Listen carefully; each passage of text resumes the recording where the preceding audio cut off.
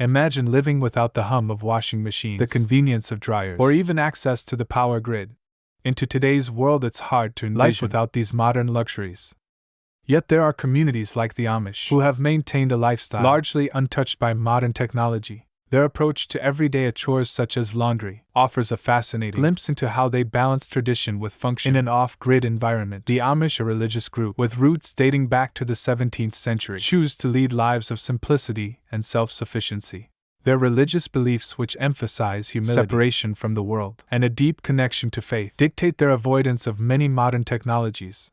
For the Amish, this means no electricity from the grid, no modern appliances, and no shortcuts. Laundry, like many other aspects of their lives, reflects their commitment to preserving their way of life.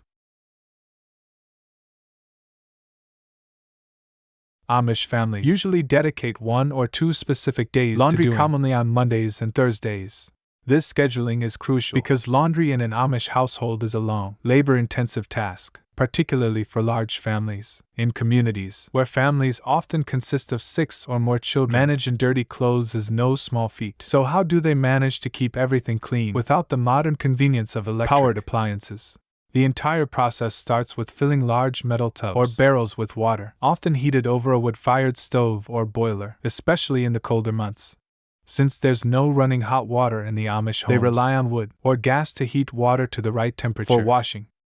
Water temperature plays a significant role in achieving cleanliness, with hot water used for heavily soiled garments and cold water for more delicate items. This extra step of heating water manually is time-consuming but necessary for proper cleaning.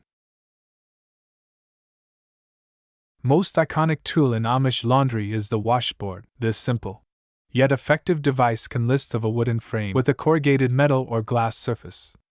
Clothes are scrubbed against the ridges of the washboard to remove dirt and grime. The washboard operates based on the principle of mechanical friction, where the act of scrubbing, it's a force that dislodges particles from fabric fibers. The Amish use homemade or natural soap, often made from a combination of water and fat. These ingredients produce a strong soap that is free from modern chemicals and additives, aligning with their ethos of self-reliance and sustainability. Making soap from scratch not only ensures its purity but also strengthens the community reliance on natural resources, avoiding the synthetic compounds found in commercial detergents. Why used is typically derived from wood ash, a byproduct of heating stoves, demonstrating the Amish's resourcefulness in turning waste into a functional product. When scrubbing clothes, special attention is paid to particularly soiled areas such as collars, cuffs, and underarms. This is where friction between the fabric and the washboard helps break down tough stains. The labor-intensive nature of scrubbing requires not just physical but also technique. Experienced Amish women develop their own rhythm methods, making the process more efficient. Once the clothes are scrubbed clean, the next step is rinsing, which is equally crucial to the washing process. After being washed with soap, the clothes are submerged in a second tub filled with fresh, clean water.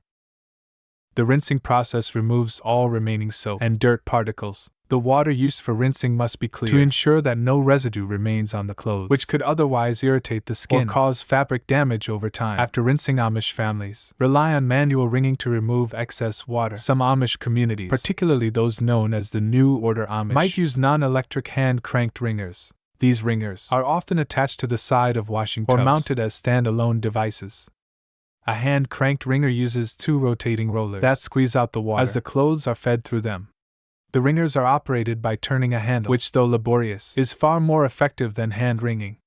The primary goal here is to remove as much water as possible, reducing drying time. For Amish families without access to a wringer, clothes are wrung by hand. This involves twisting and squeezing each garment individually, while not as efficient as using a wringer. The technique ensures that excess water is eliminated, and wringing requires significant strength, especially for larger, heavier items such as blankets or bed linens. Once the clothes have been wrung out, they are hung to dry in the open air. Drying is another area where the Amish rely on nature rather than technology. Clotheslines, which are staple in every Amish homestead, can be strung between trees, poles, or specialty-shaped posts designed for this purpose. One interesting adaptation used by many Amish is the pulley system.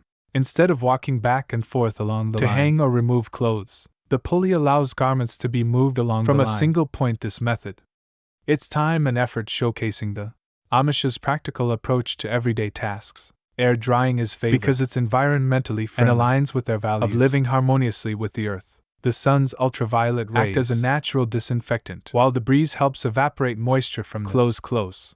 Dried this way often carry a fresh, clean scent that modern dryers can't replicate.